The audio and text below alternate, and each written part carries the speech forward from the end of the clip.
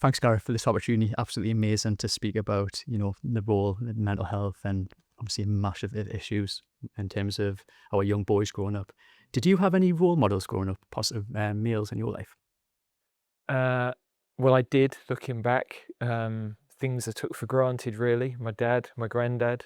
I was in football all my life, so without realising it, a coach and other medical staff that were always looking out for you. So, and they weren't always, it wasn't always what people said, but I think we learn by watching how people behave, and you pick up the traits that you decide who to follow, really. Yeah.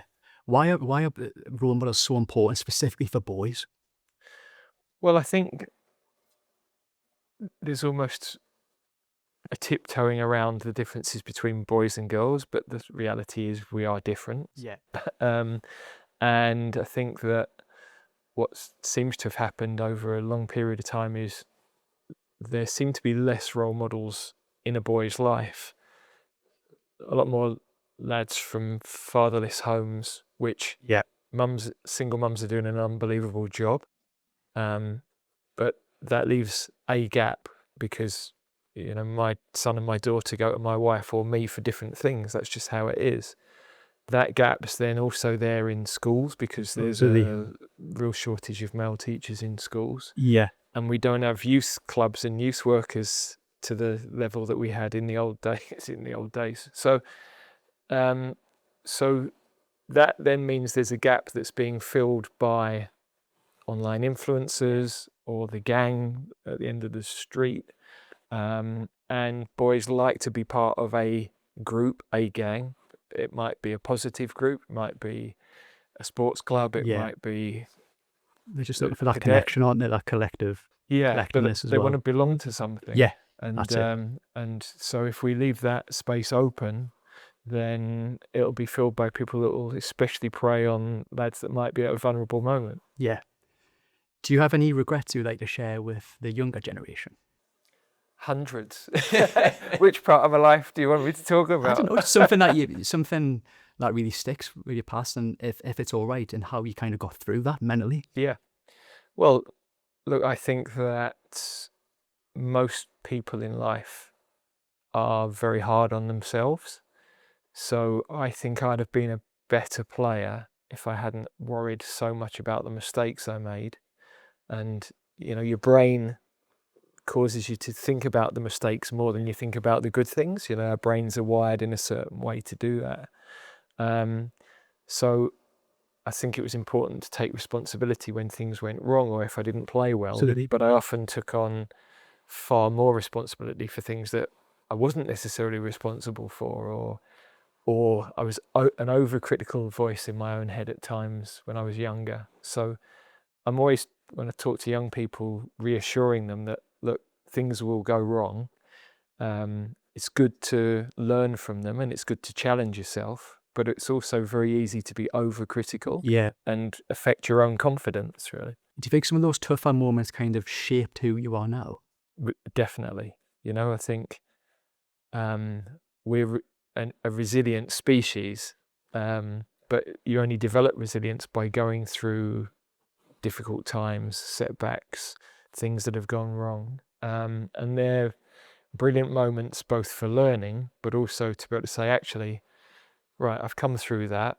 If I can get through that, then I can get through the next phase. So it's almost like evidence in your own mind that, okay, maybe those exams didn't go well, but life goes on. There's a different path that opens. There's not necessarily a right or a wrong with every decision you make.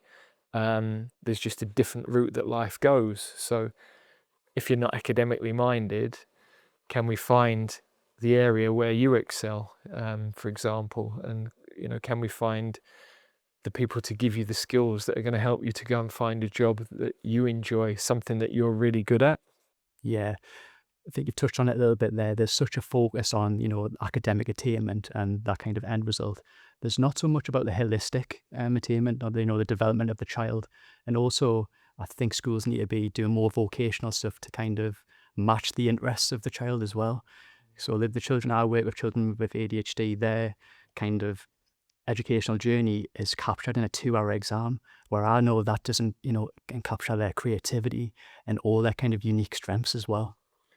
It feels like I keep hearing that, and I've met recently lots of kids or parents of kids with autism or ADHD, for example, and it feels like there's a lot of untapped talent that's Absolutely. being missed because of trying to force everybody into the same education system. Is that what you've seen? 100%. So I work in special educational needs for children with social, emotional, and mental health difficulties, and they are the highest percentage of SEND who are excluded and suspended across the country. My region, the North East, actually has the highest, and it all stems down to they're not taught about how their brains function differently. And that's what my kind of journey is, trying to teach around this. I wasn't taught about how my ADHD brain functions differently at school. I wasn't taught how to regulate my emotions. I wasn't taught about my fear responses and fight when that kind of kicks in. So that's what I'm on a mission to do. I think children deserve the right to understand themselves. And I think if you do that earlier, it's going to have such an impact on their outcomes. And untreated ADHD every year costs billions. So why, in the waiting, years for, mental health support.